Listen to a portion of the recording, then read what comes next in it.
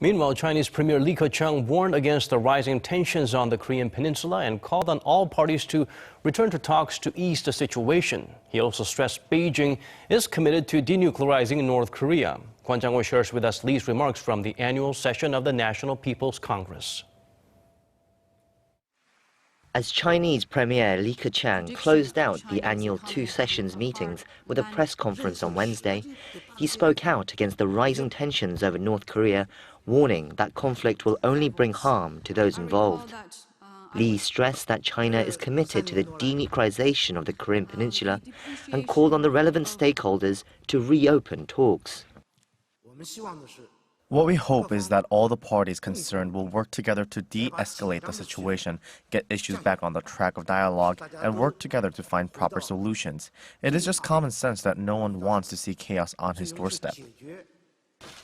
His comments come as U.S. Secretary of State Rex Tillerson begins a trip to Japan, South Korea, and China this week.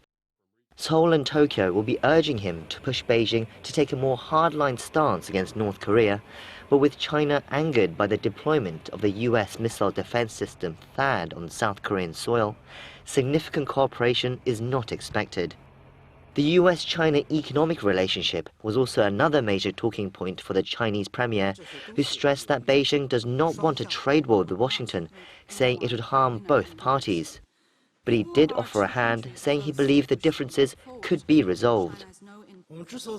We are optimistic about the development of China-U.S. relations because we have broad shared interests after years of developing our bilateral relationship since we established diplomatic ties. Observers will be keen to see how this message and Tillerson's visit shapes a forthcoming summit between the two countries. U.S. President Donald Trump is expected to host Chinese President Xi Jinping at his exclusive Mar-a-Lago resort next month. Trump had taken a belligerent tone against Beijing during his election campaign, but has softened his position in recent weeks, resulting in a phone call with Xi last month that was described by the White House as extremely cordial. Kwon Jang-ho, Arirang News.